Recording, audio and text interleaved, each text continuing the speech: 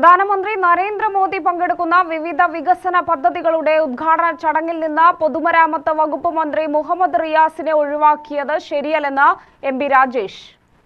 ജനങ്ങളുടെ നികുതിപ്പണം ഉപയോഗിച്ച് ബിജെപി രാഷ്ട്രീയ പ്രചാരണം നടത്തുകയാണെന്നും ഇടുങ്ങിയ രാഷ്ട്രീയ ചിന്താഗതിയുടെ ഉദാഹരണമാണ് ബിജെപിയുടെ നടപടിയെന്നും എം.പി. രാജേഷ് പറഞ്ഞു.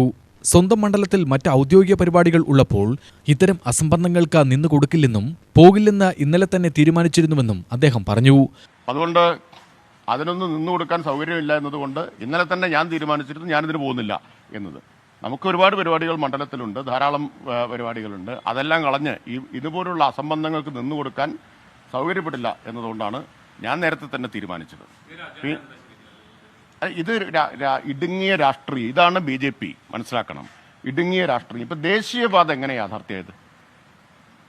ദേശീയപാതയ്ക്ക് ഇന്ത്യയിലെ മറ്റൊരു സംസ്ഥാനത്തോടും മുന്നോട്ട് വെക്കാത്ത ഉപാധി മുന്നോട്ട് വെച്ചവരാണ് ഈ ഗവൺമെന്റ്, കേന്ദ്ര ഗവൺമെന്റ് എന്ന് ഓർക്കണം.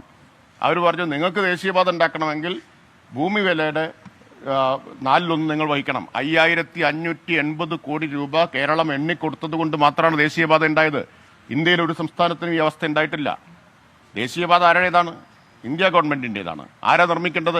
ഇന്ത്യ ഗവൺമെന്റാണ്. കേരളത്തിന്റെ കാര്യം വരുമ്പോൾ മാത്രം നിങ്ങൾ പണം തരണം എന്ന് പറഞ്ഞാൽ ആ വിവേചനം എല്ലാ കാര്യത്തിലും തുടരുകയാണ്.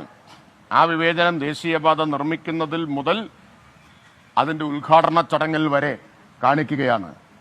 അങ്ങേയറ്റത്തെ മര്യാദയില്ലായ്മ. BJPയുടെ രാഷ്ട്രീയ സംസ്കാരം എന്താണ് എന്ന് ഒരിക്കൽ കൂടി മലയാളികൾക്ക് മനസ്സിലായി.